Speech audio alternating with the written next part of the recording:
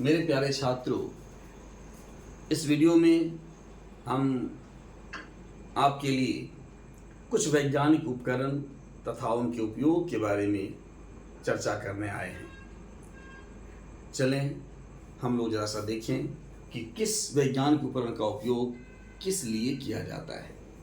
सबसे पहला है हमारा एल्टीमीटर। एल्टीमीटर का उपयोग हम लोग जो है हाइट ऑफ एरोप्लेन यानी measurement of height of aeroplane, वायुयान की ऊंचाई, किस ऊंचाई पर वायुयान गति कर रहा है उसकी माप हम लोग जो है अल्टीमीटर द्वारा करते हैं। दूसरा है हमारा आमीटर। आमीटर के द्वारा हम लोग करते हैं मेजरिंग ऑफ इलेक्ट्रिक करंट, विद्युत धारा की माप। किसी भी सर्किट में कितना करंट फ्लो हो रहा है उसकी माप हम लोग जो आमीटर द्वारा करते हैं। और आमीटर को हमेशा श्रेणी क्रम में जोड़ा जाता है। ये भी क्वेश्चन आपसे पूछे जाते हैं, भाई क्यों श्रेणी क्रम में जोड़ा जाता है? इसलिए जोड़ा जाता है क्योंकि श्रेणी क्रम में जितने भी हमारे रेसिस्टेंस जुड़े हुए होते हैं सबों में समान धारा प्रवाहित होती है। नेक्स्ट है हमारा एनेमोमीटर। एनेमोमीटर के द्वारा हम जो है वायु की गति एवं शक्ति को मापते हैं, यानी power and velocity of air. कितने गति से हवा बह रही है, उसकी क्या शक्ति है, इसको हम लोग मान रहे हैं किससे? भाई एनेमोमीटर से मापते हैं। ऑडियोमीटर। ऑडियोमीटर के द्वारा हम ध्वनि की तीव्रता मापते हैं, यानी velocity of intensity of sound, ध्वनि की तीव्रता मापी जाती है ऑडियोमीटर के द्वारा। बैरोमीटर।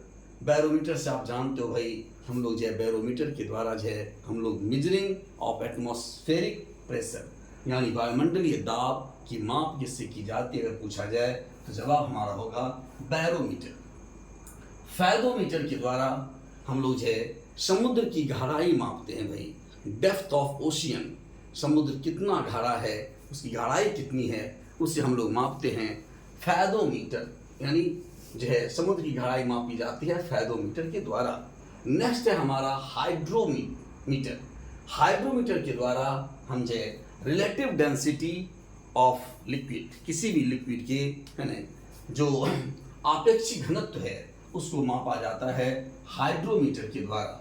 यहाँ पर ध्यान देना भाई, यहाँ हाइड्रो है और यहाँ पर हाइग्रो है।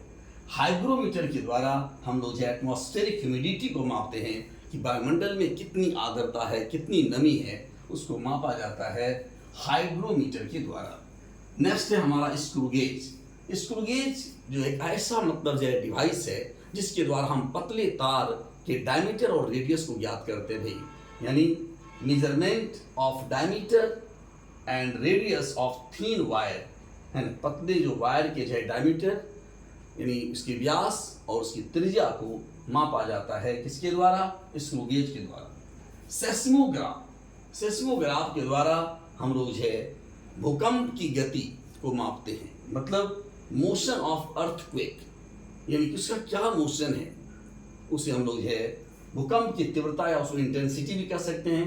भूकंप या अर्थक्वेक की इंटेंसिटी को भी हम लोग मापते हैं किसके द्वारा? सेस्मोग्राफ के द्वारा मापते हैं। टैकोमीटर।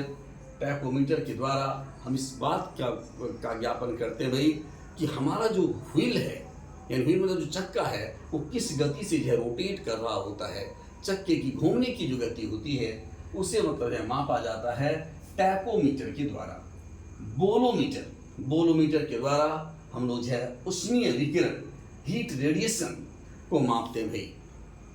नेक्स्ट है हमारा एंडोस्कोपी। एंडोस्कोपी के द्वारा हम क्या करते हैं? शरीर के आंतरिक भाग की जांच, यानी examine the internal part of body. जैसे मान लिया जाए हमारे इंटेस्टाइन में या हमारे लीवर में, है ना, अगर किसी प्रकार का कोई खरोंच वोंच अगर हो जाता है भाई या अल्सर उल्सर हो जाता है तो डॉक्टर इंडोस्कोपी के द्वारा ही उसका मेजरमेंट करते हैं, देखते हैं, है ना, ऑब्जर्विंग करते हैं कि कहाँ पर जाए कितना जो है लेसन हुआ है, कितना जख्म हुआ है, इसकी जो जांच की जाती है वो एंडोस्कोपी द्वारा की जाती है। एंडोस्कोपी एक क्वेश्चन यहाँ पर पूछा जाता है भाई एंडोस्कोपी जो है किस सिद्धांत पर कार्य करता है? तो एंडोस्कोपी हमारे टोटल इंटरनल रिफ्लेक्शन के सिद्धांत पर कार्य करता है, इस बात का भी आप ध्यान रखेंगे। पूर्ण आंतरिक परावर्तन के सिद्धांत पर जो हमारा एंडोस्कोपी जो वर्क करता है। नेक्स्ट है हमारा लैक्टोमीटर। लैक्टोमीटर के द्वारा हम दूध की शुद्धता का माप करते हैं, प्यूरिटी ऑफ मिल्क। अगर उसमें पानी मिला हुआ है भाई कि नहीं मिला हुआ, इसकी जांच हम किससे करेंगे? लैक्टोमीटर से करेंगे।